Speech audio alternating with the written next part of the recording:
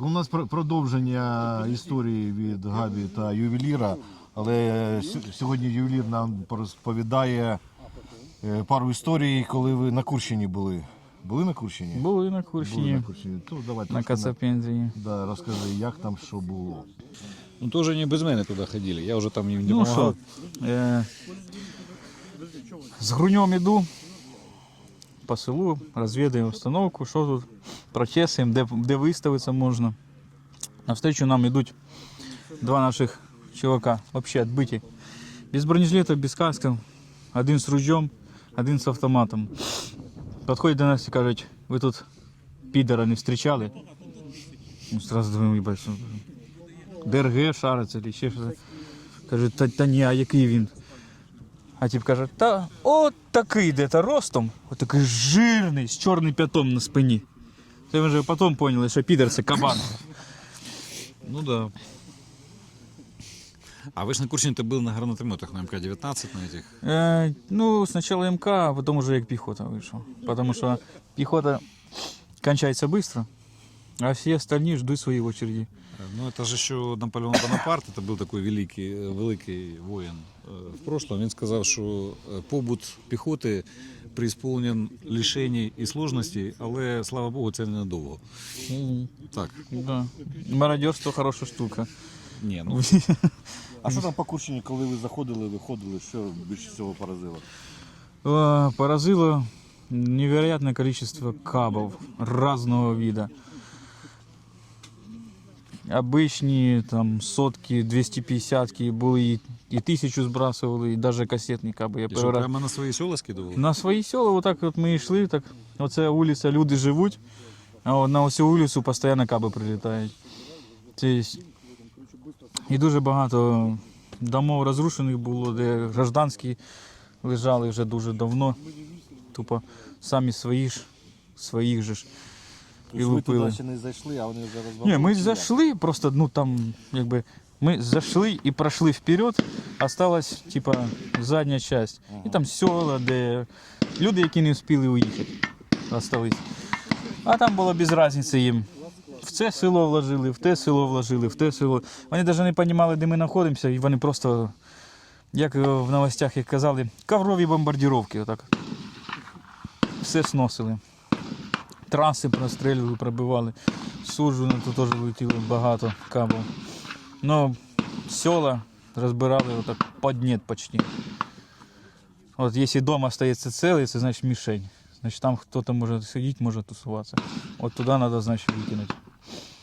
І якщо на Україну за сутки йшло там 300-400 кабів по подсчетам, то на Курщину, я думаю, теж за сутки на цей маленький клаптик 300-400 кабів падало.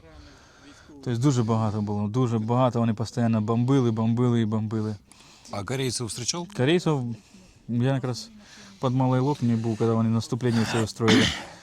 Вистроїлись в лінію і пішли. Ну, як по советскому учебнику, Да, да, вот эта цепью, там, линия, с это разрывом все, бля, совсем. і тут. Коротше, їх манічка була, вони заходили, хто проходив в тил. Вони сигнальні ракети запускали, тобто направлення, де є тропа, де можна пройти, прорватися. Тобто їх використовували як розвідка боєм, це не назовеш. Як це можна сказати? Таких одноразових розвідчиків. Ну і як? Вони доходили, не доходили? Вони доходили, їх баранили. Вони виконували, хто виконував свою задачу, сигналки відправляли в небо.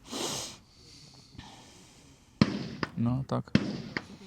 В общем, поносили вас дуже А хорошо. з місцевими розмовляли, що... Да, місні там, ну, взагалі інтересні такі люди. Вони сразу ж Росія, заїхали перший раз, давай по-русски разговаривать, как ваши дела и тому подобное. Вони, та розмовляйте, типу, відкрито, ну, як суржиком. Вони реально по суржику розмовляють. От ці області, які граничать з Україною. Ну, єдине, що різниця між Україною і Росією, да, у нас було полотно автомобільне, ушатане, у них там була автострада. Но у нас села, люди за домами дивляться, там, красять, білять, забори. Все. А у них таке чувство, як будто бомж із картонки построїв собі дом і сидить там і живе. От такі дома. Ну, эти избы были такие вот деревянные, Дерев'яні, покосившиеся, да, вот да. это Я всё? перший раз бачу дерев'яні ці дома, це нарашки. От основа з кирпича вистроєна, а далі все А дерев'яне. печь такое там все. Печь, да, Печь да, все на да. дровах. Іменно печь, дрова, там все.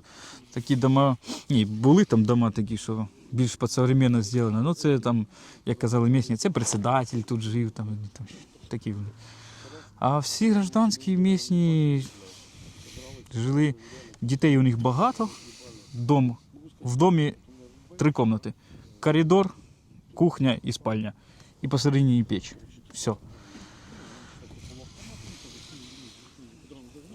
Тобто, ну таке. Мене це удивило, що до сих пор так можна жити. А вы ходили нормально потом оттуда? М? Вы ходили оттуда потом? Виходили, я коли виходив, то 7 кілометрів марш прийшлося зробити, із-за того, що ми попали в в тактичне окруження. Вони кабами перебили логістичні наші мости. За мною раз питались приїхати з пацанами, ППВшка, мост шльопнули. Вони вирішили через дамбу поїхати, дамба під контролем, уже туди не проїдеш. Тури, ППВшки. І прийшлось пішком виходити. У нас по самий кінець йшло вже 26 чоловік. І ми без зв'язку йдемо, тому що в лощині такой двигаємося. Туманчик стоїть, і тут так дрон один підлітає. Ну, дивимося з нашої сторони, думаю, все хорошо. Оп, другий дрон підлітає, думаю, ну, все ж должно бути отлично. Третій. Вже якась паніка, ми вже підіймаємося на бугор, заходимо в село. Виходимо на зв'язь, і нам в радійку кажуть, ви нехороші люди. На вас вже 3 бригади наводиться, думаю, що це прорив в тил заходите. Якщо б ще чуть-чуть поклоцали б нас. Да, Friendly Fire это интересно было. Угу. На крынках тоже разные бригады по-разному Да, по-разному реагировали. Да. Було. Та не тільки, даже та й на Харківщині теж бувало. Ну, на Харківщині більш-менш було нам проще. Слагоджені більше. Тому що ми на відновлення та вийшли, да, 10 днів пробули. Хоч що то встигли як-то здвинутися. Ну, ось такі, можна сказати, шорт історії у нас про Курщину були. І попереду у нас ще будуть історії, то підпишіться на канал Мотолайф. А ми продовжуємо боронити нашу країну, і ми обов'язково переможемо, бо ми не переможемо. Слава Україні, слава ЗСУ, слава волонтерам, а Путін – гандон.